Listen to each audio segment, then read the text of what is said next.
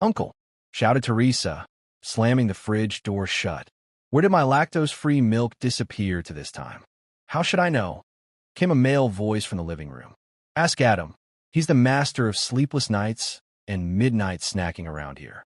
A man of average height walked into the kitchen, wearing a bathrobe. His hair was slightly damp, slicked back, a light stubble on his face, and his hairy chest left exposed. In his left hand, he held a glass of his favorite Glenfiddich whiskey, and in his right, an expensive Cuban cigar he had received a few days earlier as a gift from one of his most loyal clients. "Uncle, in an hour you've got probably the most important business meeting of the past 5 years. Why do you look as if you're on vacation in Miami?" The girl gave him a strange look. "My dear," he smiled, "as my grandfather used to say, nothing hides stress better than a good whiskey and a good puff. I, on the other hand, think that if you're really worried about this meeting, you should have prepared earlier, so now you could gather your thoughts and focus on the speech you're about to deliver. Sweetheart, if we treated everything with such seriousness, life would be far too boring," the man replied, then took a long drag and exhaled a massive cloud of smoke. "What's this discussion without me?"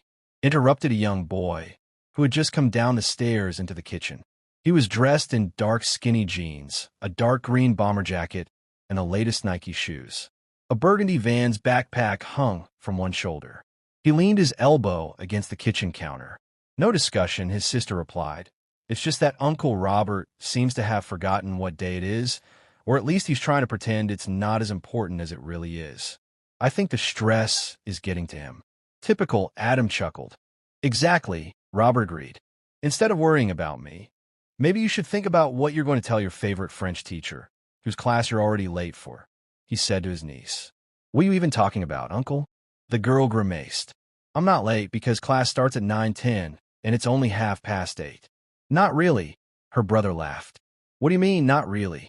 Teresa looked at the watch on her left wrist. "See? I'm right." She showed them the watch. "I still have 40 minutes to get to school. Did you forget that I was supposed to take that watch to the repair shop this week? It broke, and for the past few days, it's been running an hour late," the boy said with an ironic tone. It took only a few seconds for Teresa to realize that, for the first time in months, her annoying brother was right. She remembered how, just 2 days earlier, she had complained that she couldn't bear it if anything happened to that watch, since it was one of her few keepsakes from her mother. She also remembered begging Adam to do something about it, begging, even though neither of them was in the habit of helping each other. They claimed they had changed too much over the years and were no longer the inseparable siblings everyone once remembered. Uncle Robert, however, believed that the mysterious disappearance of their parents 3 years ago had affected them this way. They had grown apart because each of them had a different opinion about what had happened. Teresa thought their parents had simply abandoned them, finding the burden too heavy. Adam, on the other hand, was convinced they couldn't have vanished just like that. Something must have happened to them, perhaps a kidnapping or a serious reason to leave. Either way, a rift had formed between the siblings, growing deeper each day, since neither wanted to take the first step, bring up the subject, or feel indebted to the other. That was why they were so reluctant to help each other. That day, however, was an exception because the girl truly cared about that watch more than any other possession. Besides, she knew that one of Adam's best friends tinkered with small repairs in his free time and knew about watches, since his father worked in Switzerland for one of the largest luxury watch manufacturers. How could I forget that? Teresa asked herself, feeling disgusted with her own carelessness. I'm so stupid. Stupid, really, she scolded herself, quickly packing sandwiches from the fridge into her backpack and tying her hair with a band. Relax, calm down. Adam reacted to her rush. You're the best student in school. I think they'll forgive you this one single tardy all year. That's not the point, Adam, his sister replied, putting on her shoes and a beige autumn coat. What matters is the attitude toward the teacher, not just being a top student. Attitude toward the teacher, he said, surprised. Teachers are monsters straight out of hell. And that's exactly why you're always failing, shouted Teresa, running out of the house and slamming the door. She hurried to the garage, pulled out her white bicycle, hopped on, and headed for school.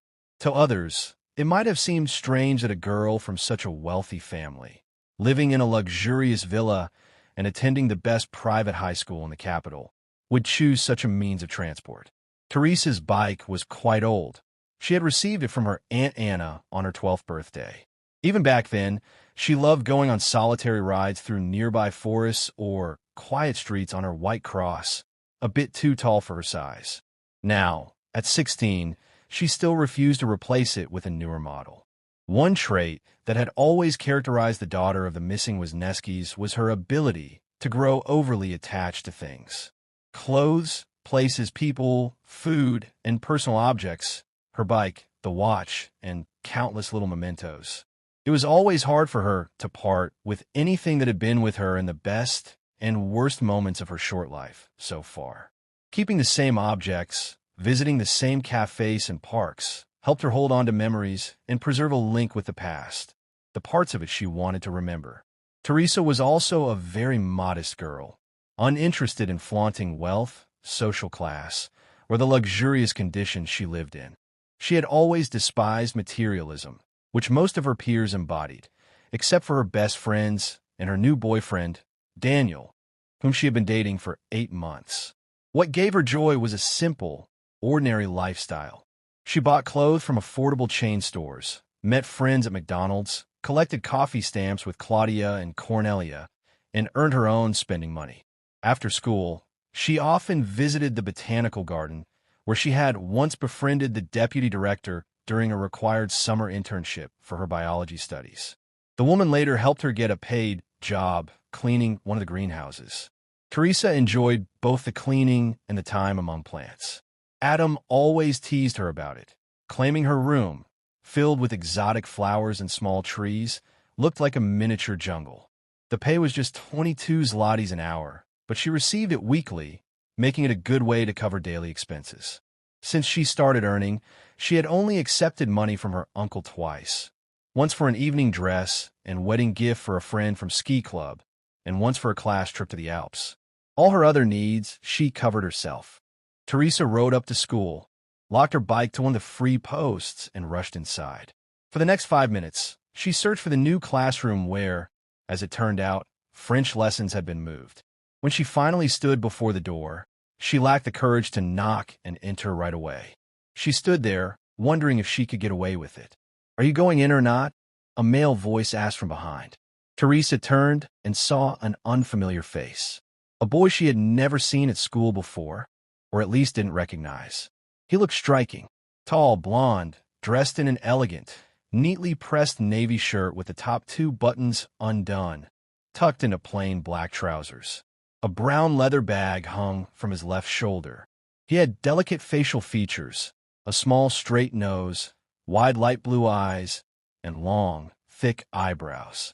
He reminded her of a Scandinavian or perhaps a Dutchman. "I can go in first, if you want," the stranger offered. "That will be very kind of you," she replied, quickly switching places with him and standing behind. The boy knocked, and when the teacher allowed them in, he opened the door.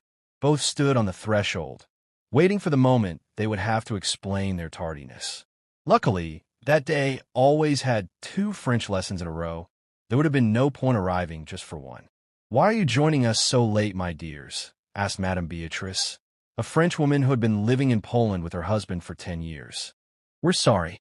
We took the same bus, which should have arrived on time, but there was an accident at a roundabout. The police made everyone get off because the road was blocked. We had to walk the rest of the way. Next time we'll try to have a plan B," the new student explained.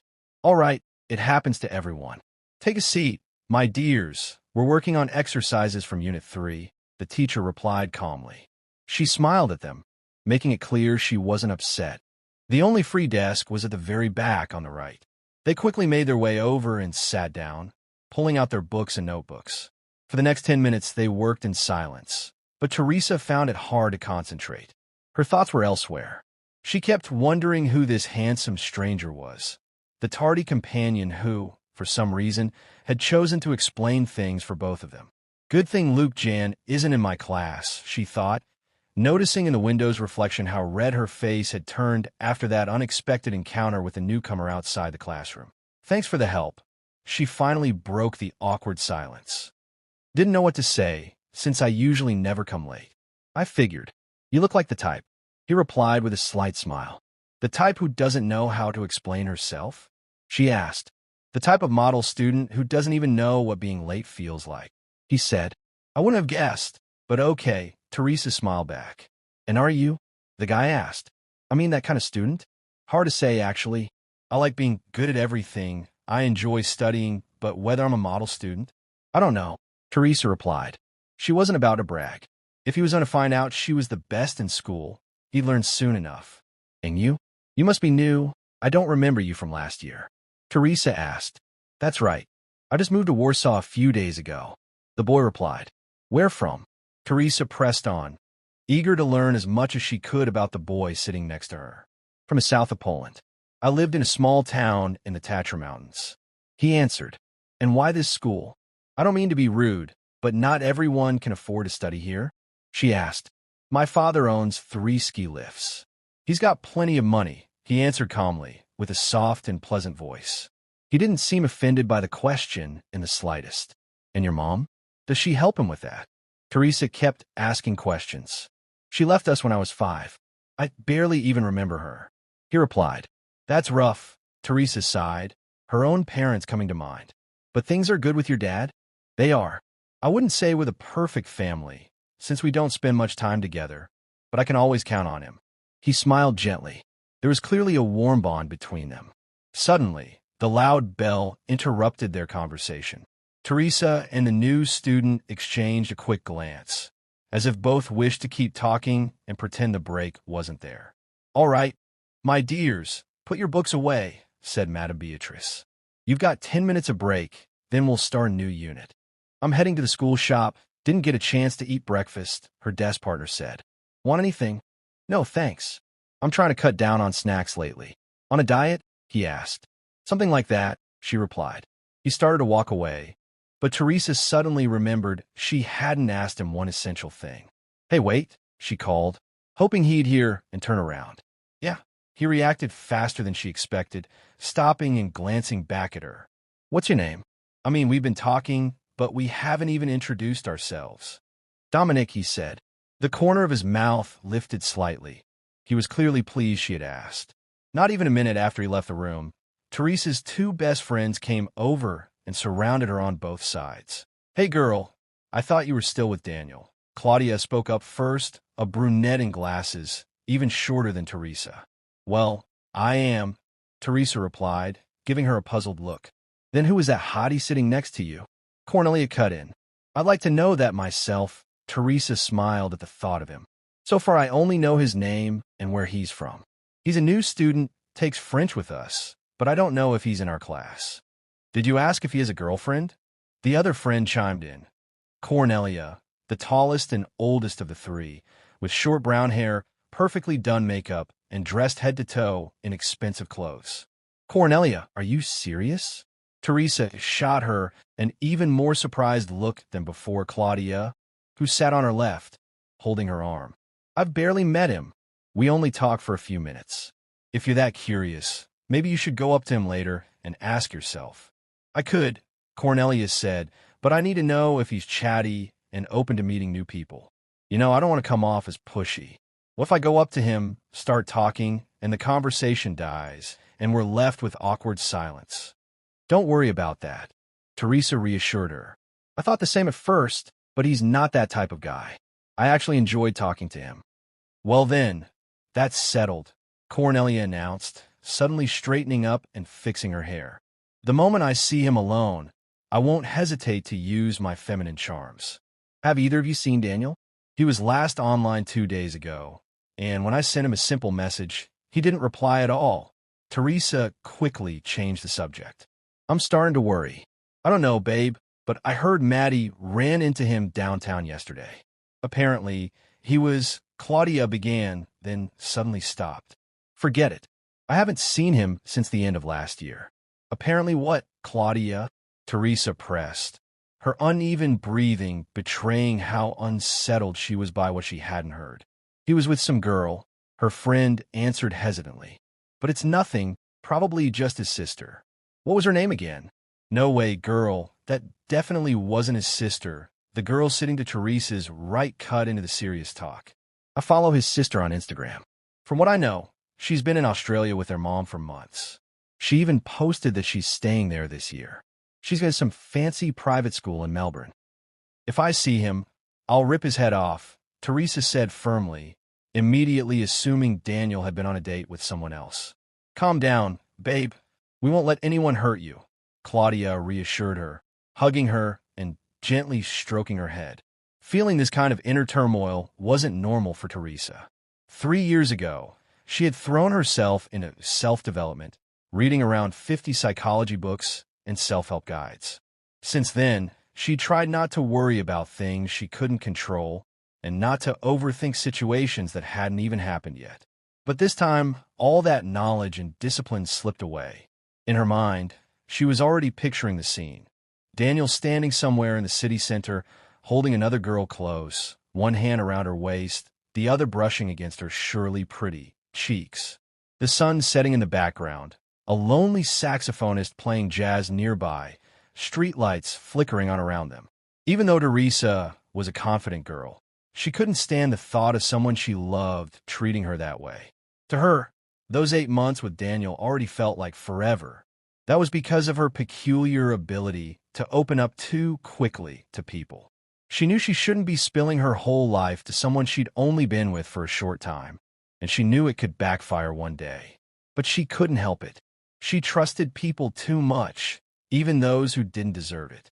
She preferred to believe everyone could be a friend, that if you showed you meant no harm, people would see how much we all have in common. She was an idealist, and she knew it could be her downfall someday. This felt like one of those times. Her mind told her Daniel was the kind of guy who could easily slip up and do something wrong, but her heart refused to accept the idea he was cheating. He was always a little reckless, a little indecisive. Did he feel trapped being with me? She wondered, leaving school after classes. Mondays always meant 8 lessons, so she had been there nearly all day. And still, Daniel hadn't shown up. He wasn't there. She texted him during every break, even when she finished her math exercises first and had time to herself.